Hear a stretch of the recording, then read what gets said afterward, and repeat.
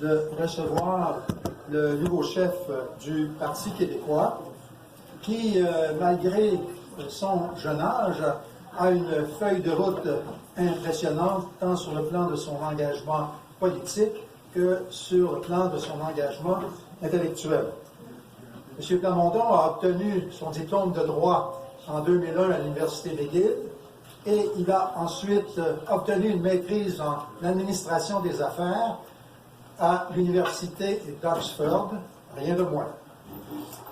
En 2007, il a été cofondateur du mouvement Génération d'idées avec Mélanie Joly. L'idée, c'était de fonder un groupe de réflexion pour stimuler l'engagement des jeunes et leur intérêt pour les enjeux sociopolitiques. À ce titre, il a publié, et je tiens à le souligner, on peut le considérer comme un intellectuel, puisqu'il a publié 3 ouvrages, et donc en 2009, il a publié un livre intitulé « Des jeunes et l'avenir du Québec ». Son mouvement Génération d'idées a quand même eu un certain impact dans la société québécoise, puisqu'il a produit un chef de parti et une ministre des Affaires étrangères au fédéral. C'est quand même pas si mal pour un mouvement. Si le MDS avait pu en faire autant, nous serions bien heureux. Je dois souligner aussi que M. Plamondon s'est distingué par son engagement social, parce qu'il a travaillé pro bono pour la défense des droits de l'homme en Bolivie, et il a aussi pris la défense des militants étudiants lors du printemps érable, ces militants étudiants étant tabassés par la police et traînés devant les tribunaux. En 2014, il a publié un 2e livre, Les orphelins politiques, qui visait à remobiliser les jeunes. En 2016, il se lance dans la course à la direction du Parti québécois.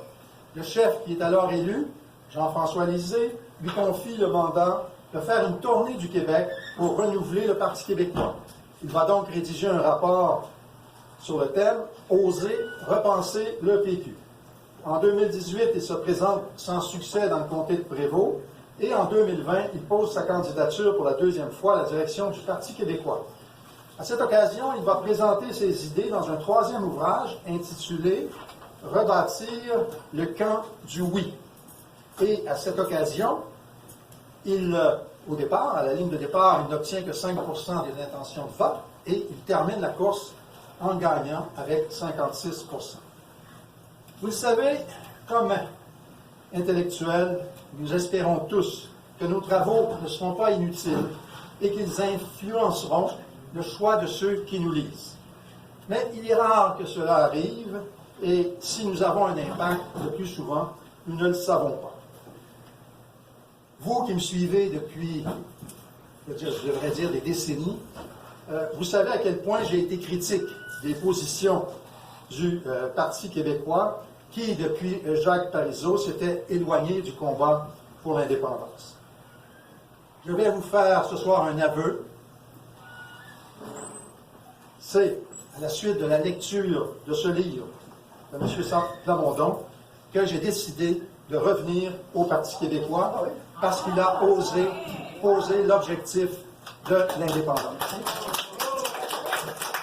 Ceci nous démontre qu'un livre peut avoir de l'influence. Reste à savoir si les promesses contenues dans ce livre résisteront à l'épreuve du temps. Je suis persuadé que M. Plamondon, ce soir, saura nous convaincre en nous parlant des piliers de la relance de l'indépendance. Voilà. Merci beaucoup.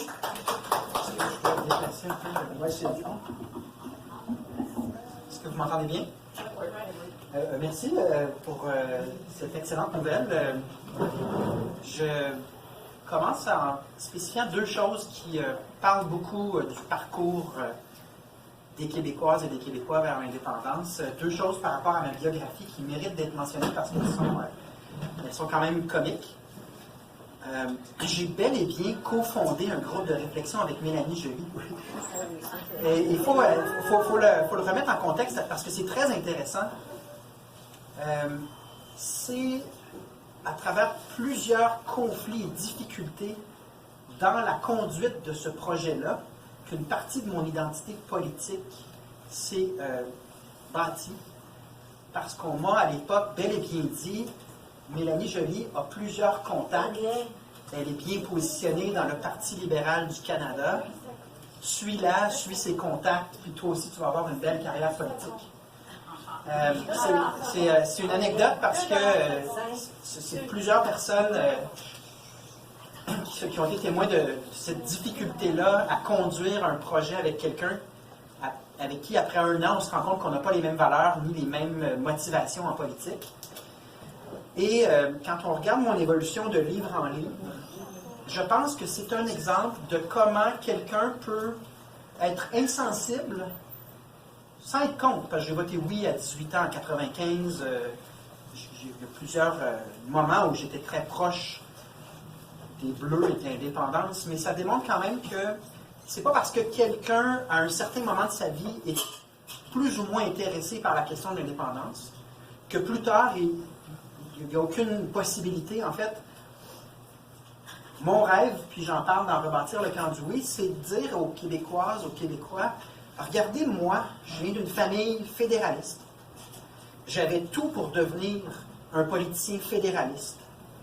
Mais la vérité a fait son chemin, puis à un moment donné, des gens qui disent, moi, la foutaise, le mensonge, je ne veux pas laisser ça aux prochaines générations, puis je préfère prendre le chemin plus difficile, qui est celui de l'indépendance et de la vérité, que de jouer le jeu du colonialisme, c'est-à-dire d'être une partie des élites en charge de mentir à la population québécoise en échange d'une position intéressante. Donc, je vous donne ça comme anecdote. Puis l'autre anecdote que je voulais vous dire, c'est que j'étais bel et bien avocat des Carrés Rouges. Et vous vous souviendrez que le gouvernement Charest avait pris des injonctions contre toutes les associations étudiantes pour empêcher les rassemblements sur les campus. Et de mémoire, le seul endroit où ces injonctions-là ont été cassées, c'est la plaidoirie que j'ai faite avec ma collègue de l'époque, le délégatus. On avait réussi à gagner et à casser l'injonction du gouvernement Charest pour permettre aux étudiants de se rassembler en toute liberté d'expression et d'association sur les campus. Donc, c'est deux anecdotes que je voulais... les conditions de la relance de l'indépendance, c'est moi qui ai choisi la thématique parce que, au fond, c'est tout ce qu'il y a à dire. Le Parti québécois a été fondé pour que l'indépendance se fasse. Soit il y a possibilité de la faire, ou soit il n'y a plus de possibilité de la faire. Donc, c'est le seul sujet qui importe. Je pense que les observations préliminaires que je veux faire avec vous, je vais essayer de le faire le plus objectivement possible sur quels sont les facteurs en présence qui permettent ou non la relance de ce projet. La base de toute chose, c'est que si on veut mettre de l'avant une idée, un projet, ou mettez-vous dans la peau d'une entreprise privée, si vous avez un produit à mettre de l'avant et que vous croyez que ce produit-là va trouver des acheteurs, la première chose, c'est d'assumer ce projet-là, ce produit-là ou cette idée-là. Si l'endroit où on conçoit un projet ou une idée n'est pas entièrement impliqué, entièrement dédié à l'idée, le produit, le projet qu'elle veut mettre de l'avant, d'entrée de jeu, on ne peut pas critiquer la population d'avoir ses doutes. Donc, l'épicentre, la première étape, à mon avis, de la relance de l'indépendance, c'est quelque chose qu'on contrôle entièrement. C'est d'être debout, d'être entier, authentique et de ne faire aucun compromis sur la légitimité du projet d'indépendance. Ça, je pense que ça a lieu en ce moment au Parti québécois et c'était la volonté des membres avant même que je sois chef. Donc, je n'ai même pas le crédit. Si vous voulez mes idées là-dessus, c'est vrai qu'elles sont toutes dans Rebâtir le camp du oui. Mais pour dire la vérité, quand les militants se sont rassemblés en 2019 après une bonne raclée électorale, c'est eux qui ont dit, moi, tant qu'à m'impliquer en politique, j'aimerais qu'on assume entièrement et qu'on soit extrêmement précis, entier sur notre raison d'être. Sinon, c'est quoi le but de militer? Donc, ça fait du bien. Des fois, il y a des difficultés dans l'histoire d'une formation, d'une compagnie, qui amènent à des bonnes conclusions, à une réorientation. Dans ce cas-ci, je pense que c'est le cas, ça fait du bien et on est au bon endroit. Moi, pour des raisons que j'exprime, je pense également que c'est nécessaire. Donc, si ça vous intéresse, sur le plan purement intellectuel, c'est dans mon livre « Rebâtir le camp du oui ». Mais la première condition, donc, je pense qu'elle est en train de se remplir, c'est d'assumer très, très clairement, très, très explicitement, mais avec aussi fierté, Parce que moi, le plus frappant quand on devient chef du Parti québécois, c'est la quantité de mépris et de pessimisme qu'on obtient. J'ai déjà été chroniqueur à Bazo.tv, à RDI, fait de la radio à Radio-Canada. Tout ce que j'obtenais dans mon Facebook puis dans les messages, c'était des compliments. Vous êtes beau, vous êtes fin, M. Plamondon, continuez votre bon travail. Le jour où on chausse les chaussures de chef du Parti québécois, c'est spectaculaire. Parce qu'il y a la douleur d'une défaite qui aurait dû être une victoire en 1995. Il y a ceux qui travaillent activement de toute leur force à décourager ceux qui disent la vérité sur ce sujet-là. Il y a plein de facteurs, mais c'est vraiment impressionnant, je vous le dis, quand on devient chef du Parti québécois, la perception, les a priori qu'on reçoit au quotidien. Et donc, si on regarde, c'est quoi la première étape, elle est en train de se réaliser, c'est d'être fier, malgré ce vent au visage, c'est toujours de se tenir debout, toujours de répondre du tac au tac, jamais s'excuser de quoi que ce soit dans la quête de justice des Québécoises et des Québécois. Première étape, elle a lieu, elle aura lieu, il n'y a plus de doute, on est correct sur ça. Ensuite, il y a ce qu'on ne contrôle pas, parce qu'on peut avoir un excellent projet, avoir raison sur le fond, on peut dire la vérité, mais être dans un environnement qui n'est pas particulièrement réceptif. Bon, première chose, nuance. Quand on regarde les sondages, c'est un presque miracle que Léger, il y a 1 an et quelques mois, a mesuré 40% d'appui à l'indépendance après répartition des indécis. Si vous prenez un pas de recul, puis vous vous dites, on a quand même eu le gouvernement Charest qui a tout fait pour décrédibiliser l'indépendance, mais qui a aussi attaqué les institutions susceptibles de soutenir l'indépendance. On a eu un bref gouvernement minoritaire. Philippe Couillard revient avec la même doctrine. Et là, on est dans une doctrine caquiste qui, autant elle met le mot nationaliste, elle met du bleu ici et là, continue à discréditer de toutes ses forces la légitimité de l'indépendance du Québec. Dans ces circonstances-là, qu'il y ait quelques sondages qui nous amènent à 40%, ça démontre à quel point cette idée-là est ancrée, à quel point elle est légitime. Parce que c'est quand même pas parce qu'on en a fait une promotion positive dans l'espace public. Au contraire, l'espace public a été vraiment occupé par ceux qui s'opposent à cette idée-là. Donc, première chose, c'est pas si mal que ça comme circonstance. Maintenant, quelles sont les circonstances politiques précises actuellement? C'est la CAQ qui domine, outrageusement, en raison de 2 facteurs, à mon avis. Le premier est un facteur de doctrine politique, qui est celle du nationalisme de gain dans le Canada.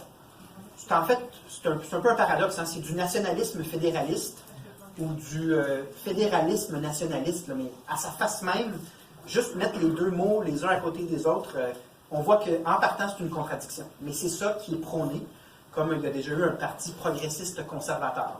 On est vraiment dans ce genre de contradiction-là. Pour prendre Yvon Deschamps, c'est un Québec fort dans un Canada uni ou un Québec... C'est ça, mais on est au cœur de ça. Donc, ça, c'est un premier facteur. Le deuxième facteur, je pense, c'est la pandémie. Un point de presse à tous les jours devant des millions de personnes où est-ce qu'on répète des messages comme « tous ensemble, on est unis derrière notre gouvernement », etc. À un moment donné, avec les publicités en plus, des centaines de millions de publicités, évidemment que ça a un impact. Mais les deux se ressemblent, les 2 facteurs, à mon avis, qui sont sous-jacents à la popularité de la CAQ, parce que les 2 sont relativement conjoncturels. On peu de capacité dans le temps de perdurer. Le premier, la doctrine de nationalisme fédéraliste ou de fédéralisme nationaliste. Le temps fait son œuvre, mais bien plus rapidement que ce que je croyais. Donc, la CAQ a fait des demandes au fédéral, a toutes sortes de situations à gérer avec le fédéral, et c'est on ne peut plus chaotique. On ne peut plus un échec. Le meilleur exemple, c'est à pareille date l'an dernier, quand le virus arrive, puis François Legault se choque à la télévision pour que Justin Trudeau s'occupe des aéroports. Ça n'a juste jamais eu lieu. C'est Valérie Plante qui a envoyé des gens. C'est plus anecdotique que 6 milliards de dollars manquant dans notre système de santé, mais c'est très symbolique. Au début, François Legault se choquait. Il disait, j'ai peut-être pas ce que je veux, mais je vais montrer aux Québécoises, aux Québécois que je me choque. Là, il ne se choque plus. Vous regardez le chemin Roxham, ça c'est vraiment dans le degré d'absurdité d'une gouvernance qui sabote ce qui serait une gouvernance normale. Une gouvernance normale, c'est pas de fermer la porte aux réfugiés, au contraire, c'est juste d'avoir un système ordonné de traitement des dossiers. On a créé, suivant une entente qui est très, très difficile à expliquer, l'entente des pays tiers sûrs, on a juste au Québec, où est-ce que vraiment on établit un chemin avec un comité d'accueil en disant « venez illégalement ». Là, on a pu nous répondre par le passé que c'était une question que vraiment on ne peut pas rien faire, c'est comme ça. Mais pendant la pandémie, alors qu'on était au plus fort des infections, il a fermé, là, puis il ne se passe rien. Puis on avait un système ordonné, puis je répète, moi je suis assez conscient qu'il faut traiter avec équité les demandes de réfugiés. Ça fait partie des responsabilités qu'on a. Un Québec indépendant va traiter des demandes de réfugiés. C'est l'idée de faire passer dans le froid, de manière complètement désordonnée, des gens qui là disent, là je suis ici illégalement, mais laissez-moi demeurer. Ça a coûté des centaines de millions lors de l'année où est-ce que c'était ouvert. Et là, intentionnellement, sciemment, le gouvernement Trudeau a réouvert. Et aujourd'hui, on apprend qu'ils ont signé un bail de quelques années avec des donateurs libéraux qui ont des terrains sur le bord du chemin Roxham pour institutionnaliser les entrées illégales. Et vous remarquez la différence de réaction du gouvernement Legault. Il y a un an, il se serait insurgé, comme pour la loi 101 dans les entreprises à charte fédérale, comme dans des dossiers comme avoir un rapport d'impôt unique ou les pleins pouvoirs en culture. Il aurait un peu tapé sur la table. Il ne le fait plus. Parce que les échecs se succèdent. Et là, il est devant un dilemme électoral. Plus je demande des choses pour avoir des refus, plus je suis en train de démontrer que tout ce que j'ai expliqué la dernière fois, c'est de la foutaise. Ça ne tient pas la route. Donc, il s'en va graduellement dans la doctrine de Philippe Couillard, qui consiste à ne rien demander ou, lorsqu'on demande quelque chose, taire le refus, taire l'échec, parce que c'est nuisible sur le plan électoral. Donc, la première base de soutien, qui est le fédéralisme nationaliste, va s'estomper rapidement, et les Québécois sont déjà en train de se poser la question, qu'est-ce que ça vaut un gouvernement qui se préoccupe officiellement de la langue française, mais qui favorise Dawson, fait des dons à l'Université McGill, n'intervient pas par rapport à la loi 101 aux entreprises à charte fédérale, comme pour les cégeps, comme pour les municipalités bilingues. Ce bilan-là est en train de se transformer. Donc, c'est bel et bien conjoncturel et non pas structurel. C'est un argumentaire très fragile dans une formation composée surtout de libéraux, mais aussi de péquistes. Donc, le ciment aussi, c'est quoi la doctrine qui rassemble ces gens-là? En vous et moi, c'était l'opportunité. Moi, j'ai fait campagne contre Marguerite Blais dans Prévost. Quelle est l'idée politique qui rassemblait tous ces gens-là? Cherchez, vous ne trouverez pas, à mon avis, il y avait l'opportunité. Donc ça, c'est le premier point. Puis le deuxième élément, bien évidemment qu'une pandémie, dans le cadre duquel on dépense plus de 200 millions en publicité, puis qu'on a toujours le haut du pavé dans le cadre de conférences de presse, où est-ce qu'on fait de la politique, on instrumentalise la pandémie à des fins politiques, bien oui, ça a eu un impact sur l'électorat. Est-ce que cette situation-là, elle est pour durer? Moi, je regarde l'absence de collaboration du gouvernement dans le cadre des enquêtes, notamment l'enquête de la coroner, la part de mensonges ou d'absence de transparence. Je regarde également plusieurs dossiers qui sont importants pour les Québécoises, Québécois, peu importe leur degré de politisation. Mais quand il y a des bris de service partout dans le système de santé, quand la crise de logement ne trouve aucune réponse, il n'y a pas de place en garderie, et que sur des choses comme le français, l'environnement, ben, le bilan, c'est que ce sont des demi-plans, beaucoup de marketing, mais pas vraiment de solutions convaincantes. Moi, je pense également que c'est structurel. On va voir des changements dans l'opinion publique, dans le regard que portent les Québécois sur la véritable nature de la CAQ, une fois le marketing puis la visibilité là, un peu revenu à la normale. Donc, quand on regarde où se situe l'indépendance et le Parti québécois, parce que le Parti québécois sera le seul parti crédible et sérieux sur la question de l'indépendance, il est déjà le seul parti sur la langue française, c'est-à-dire que tous les partis d'opposition, QS comme libéraux, étaient d'accord, chantaient les louanges du projet de loi 96 de la CAQ. Donc le Parti québécois se retrouve dans une situation très, très distinctive et unique. On est le seul parti à dire qu'il va falloir sortir du Canada si on veut une pérennité linguistique, culturelle et économique, et qu'à court terme, il va falloir bonifier les mesures en matière de langue française, parce que ça ne marche pas. Il n'y a rien qui indique que le projet de loi, quand on écoute les experts, les démographes, rien n'indique que c'est suffisant. Donc, ça nous place dans cette posture-là, et ça rend les prochains mois très, très passionnants. Parce qu'il y a de bonnes raisons de croire que, puisqu'on dit la vérité, et puisque le vernis marketing s'effrite un peu, il y aura de l'espace pour le discours du Parti québécois. En même temps, 2022 est un test, mais c'est également, si on le prend sur la perspective uniquement de l'indépendance, le cycle, moi je pense que les cycles d'indépendance, même en Écosse on le voit, et quand on regarde l'histoire récente du Québec, il y a des creux là, sur l'indépendance qui sont suivis de cycles quand il y a une détermination puis une prise de conscience là, simultanée. Je donne deux exemples souvent dans mes conférences. En fait, c'est des conférences que je donnais cet été en tournée, mais aux îles de la Madeleine, il y a quelqu'un qui m'a pris à question-réponse. La personne dit, savez-vous que René Lévesque est venu en 1975 aux îles? Non. Savez-vous combien de personnes sont venues? C'était une conférence sur l'indépendance et l'éducation destinée aux professeurs des îles de la Madeleine. Combien de personnes étaient présentes? J'ai dit 15. La réponse c'était 2. C'est lui puis moi. Mais le témoignage était frappant. À 1 an de son moment où il devenait premier ministre, René Lévesque lui-même attirait 2 personnes aux îles dans le cadre d'une conférence. Puis ce qu'on me décrivait, c'était l'espèce d'inconfort d'être juste 2, puis en même temps, il était super content d'être là, puis il s'en souvient encore aujourd'hui. Quand vous regardez la biographie sur Jacques Parizeau écrite par Pierre Duchesne, c'est assez clair là, dans le 2e tome que quand il reprend le parti dans les années 80, il va souvent à des conférences où il y a plus d'accompagnateurs de Jacques Parizeau qu'il y a de gens dans la salle.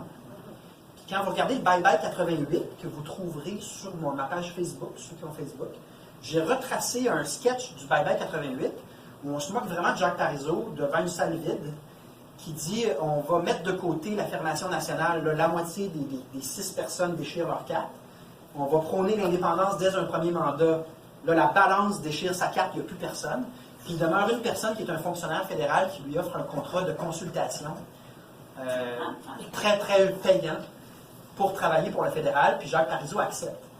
C'est très méprisant pour Jacques Parizeau, mais c'est pour vous dire que les cycles où on a fait des gains, où on a fait des avancées, sont tous précédés par des moments où on se dit c'est pas évident. Donc, voici 2 étapes. Là. La première condition, il me semble, c'est ce qu'on contrôle. On est en train de faire les choix en conséquence. Puis il y a les choix il y a le contexte. Et moi, j'ai des raisons de croire que le contexte va nous amener à rediscuter librement de l'indépendance. C'est ce que j'ai dit lors de mon discours au Congrès du Parti québécois. J'ai dit il faut être capable de briser l'omerta sur l'indépendance, comme on a été capable dans les dernières années de briser l'omerta sur le déclin du français. Il y a 5 ans, puis je parlais très rapidement à M. Termotte, mais j'ai entendu parler de ses travaux, puis c'est la preuve que les écrits influencent des gens sans qu'on sache, mais que ça compte. Publier, écrire, ça compte. On ne sait jamais qui on rejoint, mais ça marche. Mais lentement, l'idée existait que le français était menacé, mais il y a eu une résistance dans l'espace public, à savoir, c'est exagéré, puis évidemment, c'est des nationaleux, trucs machin, qui se plaignent. Et on ne s'est pas arrêté à cette omerta-là, on a réussi à la briser. Si vous voulez, je fais plein de références à ma page Facebook, j'espère que vous pouvez aller voir ça, mais vous irez entendre mon entrevue à LCN suite au Conseil national où est-ce qu'on a adopté à 96% l'idée de la loi 101 dans les cégeps. Non seulement l'intervieweur rit de moi, mais vraiment explicitement dit que c'est absurde, puis que c'est exagéré, puis que ça n'a aucun sens.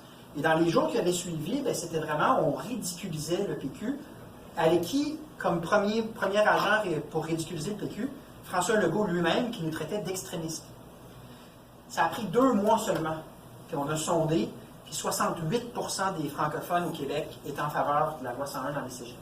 Donc on a réussi à briser une forme d'omerta, une forme de peur de parler ouvertement du fait qu'on est attaché à notre langue et que par conséquent, la pérennité de notre langue, c'est normal de s'y pencher, de s'en préoccuper. Il faut faire la même chose dans les prochains mois, années, par rapport à l'indépendance. Il y a des signes faibles. Il il y a des signaux faibles que ça a lieu. Moi, j'ai lu beaucoup de chroniques dans les derniers mois qui disent ça va pas assez loin, ça va prendre plus que des mots, il va falloir arrêter de se mentir à nous-mêmes. Il y a même des gens qui écrivent des chroniques sur un chat qui griffe d'autres chats. Puis toutes sortes de métaphores, sans pourtant nommer, c'est ça qui est plate, là, sans nommer explicitement c'est quoi la seule solution à l'inventaire de problématiques là, découlant de notre appartenance au Canada. Mais au moins, on sent qu'il y a un espace qui se dégage pour parler de notre destin national, pour parler de problèmes qui vont juste s'empirer si on demeure passif devant ce que le Canada va nous imposer, dans le cadre de notre déclin démographique au sein du Canada, qui est indéniable, ce qui rime donc avec déclin de pouvoir, de poids politique.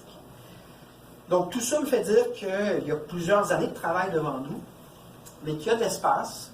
Puis évidemment, moi ensuite, mes deux sphères... en fait, j'ai 3 sphères d'intervention à titre de chef, puis je me donne plusieurs années pour y arriver. Chaque région du Québec, donc vous me voyez, là, mais je ne suis pas à l'Assemblée nationale à partir du mercredi ou des fois jeudi, je quitte. C'est le luxe de ne pas être élu. Je pars pour une région du Québec, puis je donne mes conférences. Puis je fais des rencontres comme ce soir. Ça, c'est donc chaque région du Québec. Puis parler aussi de comment le pouvoir des régions va changer substantiellement en pouvoir et en budget dans le Québec indépendant. Puis ça, évidemment, qu'il y a de l'écoute. Les jeunes, je fais des cégeps et des universités. Vous serez surpris à quel point, aussitôt qu'on parle de projets d'avenir, de chapitres à rédiger, de destin vers la justice qui dure depuis les Patriotes, c'est de loin l'environnement le plus facile des 3 que je vais nommer. C'est important que je le mentionne. Sauf que, est-ce qu'on aurait dû être tout le temps là, comme le faisait Parizeau? C'est Jacques Parizeau qui avait raison. On n'aurait jamais dû lâcher les cégeps et les universités. Mais peu importe les circonstances, c'est comme un devoir de toujours passer le flambeau sur cette longue quête depuis les Patriotes au moins vers notre liberté. Donc je la reprends le plus que je peux. Puis évidemment, dans la région de Montréal, il y a les communautés culturelles. Puis encore là, c'est surprenant comment, lorsqu'on a une discussion intelligente sur le colonialisme, sur la citoyenneté, sur le vivre ensemble, c'est vraiment impressionnant comment il y a un décalage entre le narratif médiatique officiel et l'espace qu'il y a pour notre quête historique. C'est sûr qu'il y a plusieurs questions-réponses. Je vais souvent dans toutes sortes de radios de la région de Montréal, tout groupe culturel qui a une radio j'accepte, puis des fois je débat pendant 2 heures, dont une fois avec du rhum d'Arbancourt, c'était très drôle. Mais j'adore ça parce qu'on se rend compte que peu importe l'appartenance culturelle, la réflexion sur le destin dans le long terme des Québécoises et des Québécois, leur quête de justice et de liberté, passionne, soulève des interrogations, me vaut d'autres invitations. Donc c'est un travail important, mais qui ne donnera pas non plus de succès du jour au lendemain. C'est vraiment dans la constance. Puis ça, je pense que si on peut garder ça, peu importe ce qui nous attend à court terme et moyen terme, si le mouvement dans son ensemble peut retenir le concept de constance en termes de service public. Papineau disait « fais ce que doit, advienne que pourra », ça devrait être la devise du mouvement dans son ensemble. Parce que lorsqu'on retire nos efforts parce que là, ça va moins bien, puis ensuite on donne un coup parce qu'on a des chances, cette espèce d'effet-là de yo-yo, là, il est très malsain parce que, évidemment que ça va revenir en force. C'est une question de viabilité linguistique et culturelle, puis c'est une question de donner justice à toutes les générations qui nous précèdent dans leur quête légitime. C'est sûr que ça va revenir. Mais il y a une responsabilité de constance, à mon avis, qu'on doit nommer pour la suite des choses. Être constant, ça me semble être la clé. Ça, puis être debout. Ne jamais plier le genou, parce que c'est ça qui est le plus difficile de notre époque politique. C'est que la CAQ se présente en bleu, dit des mots qui font plaisir, comme nationalisme ou fierté, mais c'est essentiellement une invitation à plier le genou. C'est essentiellement une invitation à la résignation. Et cette résignation-là, on doit la combattre. Elle est plus difficile à combattre que lorsqu'elle venait d'un Jean Charest ou d'un Philippe Couillard qui a la couleur rouge. Parce qu'on pouvait facilement l'associer au scandale des commandites, au scandale de la commission Charbonneau, ça allait de soi. Il y a une confusion temporaire qui a été créée par cette mise en marché-là de la CAQ. Mais n'en demeure pas moins qu'ils ont un mépris senti pour l'indépendance et qu'ils instaurent un pessimisme dans la possibilité de réaliser notre rêve et notre destin, en rappelant que c'est dépassé, en rappelant que c'est inutile à ce stade-ci, puis en offrant des substituts. Mais c'est de la malbouffe. C'est comme dire, au lieu de manger un plat de légumes, je vais t'offrir une barre crunchy. C'est pas bon pour la santé. Donc, avec le temps, je pense que cette conjoncture-là va changer. Mais c'est sûr qu'il faut aller au front. C'est sûr qu'il faut mettre énormément d'efforts, débattre avec vigueur. Puis, je m'attends à ce que les résultats se fassent sentir graduellement. La première étape, c'est de rapatrier ceux qui fondamentalement sont d'accord avec l'idée. Si je suis capable à court terme, comme chef du Parti québécois, d'au moins obtenir le vote et l'appui de ceux qui savent, sans l'ombre d'un doute, qu'on doit devenir un pays si on veut une pérennité linguistique, culturelle, puis que nos intérêts économiques soient servis, si seulement ces gens-là sont prêts à nous encourager, on va connaître une bonne élection en 2022, puis une augmentation de nos budgets qui pourront être réinvestis dans la mission. Puis là, tu as un cycle gagnant. Comme n'importe quel cycle économique ou n'importe quel cycle de rythme, on aura un cycle de pente ascendante qui mènera vraisemblablement automatiquement à une consultation populaire.